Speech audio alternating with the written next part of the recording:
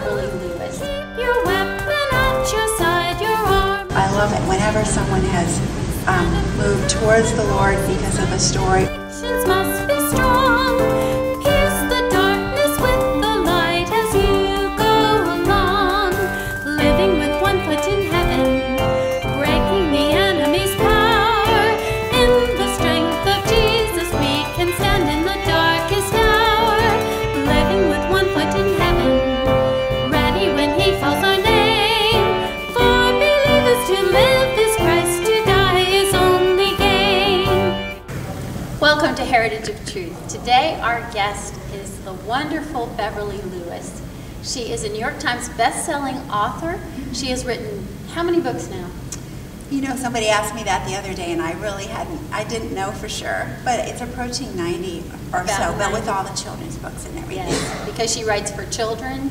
But what she is most known for is her Amish books, and most loved for is for her Amish books. She's written some wonderful series, and what we're celebrating right now is that she has another book that has been made into a movie, and this is The Shunning. Wasn't that your first Amish novel?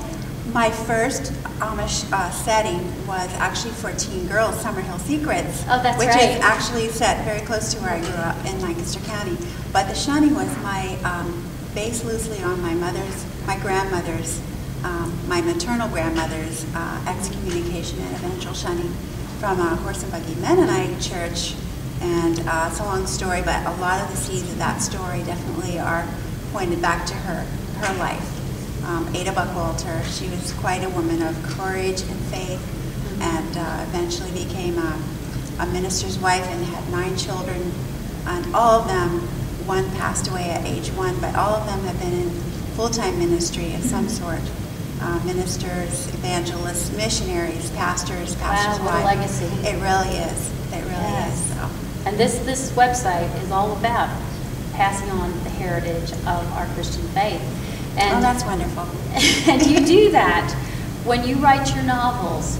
You always go deeper, which I really appreciate. Your characters are real. They're so real. They struggle with faith issues, whether they have a true relationship with God or not, whether with Jesus Christ, and they struggle with character issues and all that.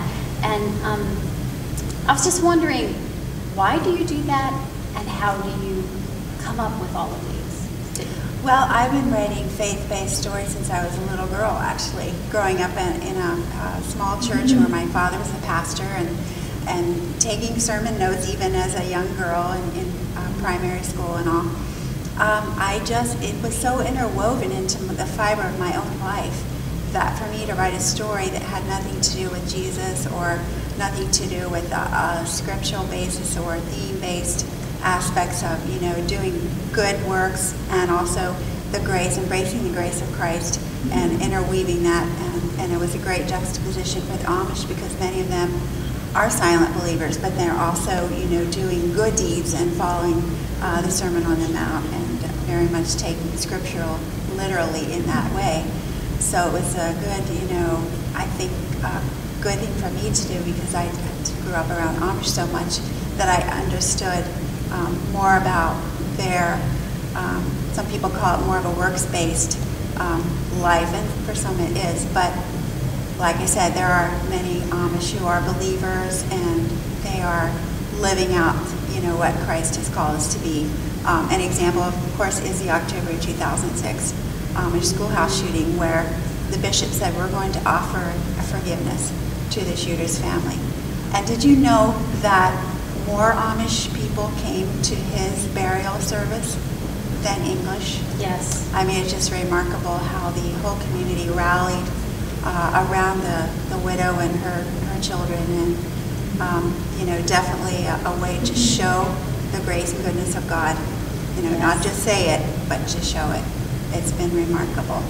And that's just one example. Yeah, that is one example. And you do a good job in your books of showing them living out their faith. And that's one of the things that makes them so fun to read, as for me as a believer, because I see this people actually living out the faith. making decisions based on what Scripture says. And it's really nice in a novel to see that, because just as Jesus used parables, stories can really reach the heart in ways that nonfiction can't. I think you're right. Yeah. I think you're right, because I've often felt that when you're reading and enjoying, you're being entertained, you're laughing, you're crying, you're rooting for the character, it lets your guard down and you can receive the truth. Yes, And then so you true. become part of the story as well. You That's know, you absolutely maybe true. emulate, maybe one character will resonate with one type of a reader, and maybe their struggles would, you know, capture the attention of another particular reader. So, you know, I feel that I try really hard for them to be multi-layered on many different spiritual levels too. And they are.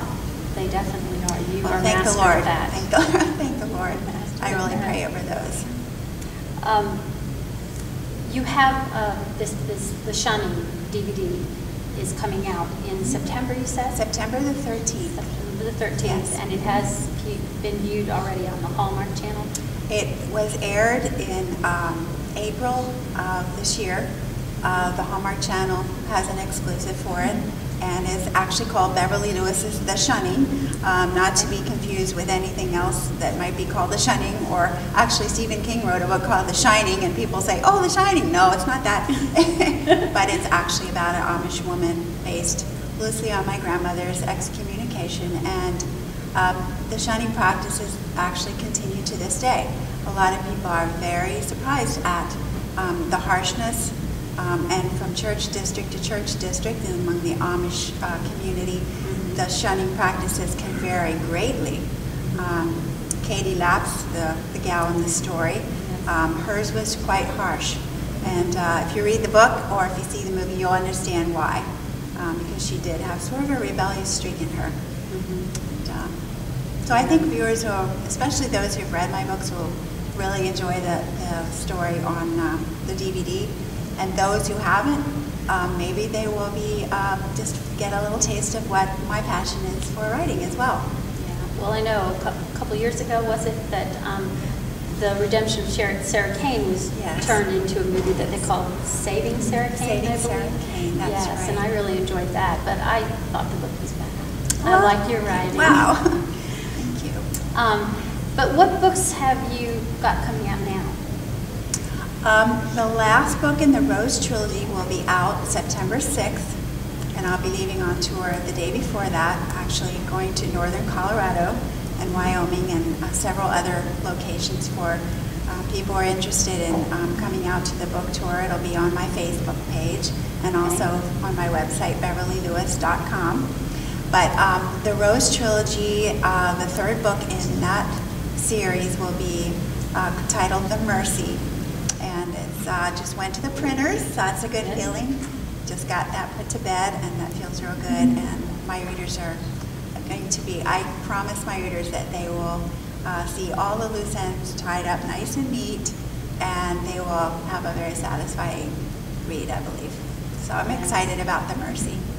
Good, that's Yeah. good. Yeah. Well, there was another series you did where there were 5 daughters. Yes, the Abrams daughters. Yes, that was a really good series that I Thank enjoyed. you. Why don't you tell our listeners a little bit about that series? The Abrams Daughters series actually features young women who are courting age, and they are older Amish. Leah and Sadie are the 2 older ones, and they're the primary characters. And just the setting is really special to me because it is in the Gobbler's Knob area, which a lot of people think I just dreamed up, but actually a real place. My dad used to actually go out and shoot wild turkeys at Thanksgiving time when I was a little girl. That's that the name whole of area, Gobbler's Knob? Gobbler's Knob, yes. Wow. Yeah, it's a beautiful area, and it has since built up, and part of the woods is still there. But it was a massive wooded area, and sort of mysterious, superstitious talk about that, and the book talks about that as well, just the things that people would say about how dark the woods were, even in the daylight. The sun couldn't get down into the woods, and for children not to go in there, and it sounds spooky, but it's really just a backdrop too. Yeah. I think what a delightful story of 4 girls' journey as young women of God and growing in Was that I wrong? way. Was it 4 girls? 4 girls. Sorry. Yeah, it's okay. It's okay. And there are 5 books in that series. That's probably Oh, that was why, 5 books. Right. Yeah. Well, I'm sure you get letters and emails from your readers. Have you gotten any that were really special to you that you really felt, oh wow, I have actually touched somebody's heart and helped change their life? I have gotten so many like that, even just recently, where, in fact, I remember one email came from a young Amish boy, and he said, I'm allowed to have a computer and an email address. My bishop, said I could until I joined the church, and so he was in that, they call the Rumspringa time before they joined the church. And he wrote me and he said, our bishop believes a lot, and this was when I was writing, actually we had just been talking about the Courtship of Nellie Fisher series, which I wrote a couple of years ago, and the true fact that there was a church split in 1962, in the fall of 1962, among the Old Order and the New Order. Amish church group was formed at that time. And he said, we are so blessed to have a bishop that teaches the New Testament to us. And we exchanged a few emails, but I thought that was really, he had such a soft heart for the Lord. That was really, really nice to see. And there were others, too, more recently, where the women who wrote to me said that they had received Christ for the first time. And every time that just, it stops my heart for a minute, and it said, this is just remarkable, and this is beautiful to hear. I love it. Whenever someone has moved towards the Lord because of a story, or had never known or received Christ for the first time, or feel like a call. One woman last week wrote me that she felt that God was calling her to be more of a witness among the Plain community near her home, and just was asking God to show her, open doors, to show her how to witness to some of the girls at the fruit stands and such. So I thought, wow, that's great. I've gotten mail from men who actually read my books, and they don't put paper bags over the covers. They're actually brave enough to read the book just, with the cover. Actually, they look more like women's fiction, but one man said that he had learned how to treat women better. And I thought, that was great. Yeah, just to see the different responses. How God can take the work we do and make it go so far and do so much good. I feel all to honored His that glory. way. I do. Yes. I do. And I know you write for His glory. I do. Thank you so much for your faithfulness to Him and for the enjoyment you give all of us. And everyone, make sure you watch for that DVD, Beverly Lewis's The Shunning, coming out in September. And keep watching the Hallmark Channel, and maybe you'll see the movie. That's right. Thanks so much, Jeanne, for having me. I really appreciate you talking with me. God bless you. You too. For believers to live.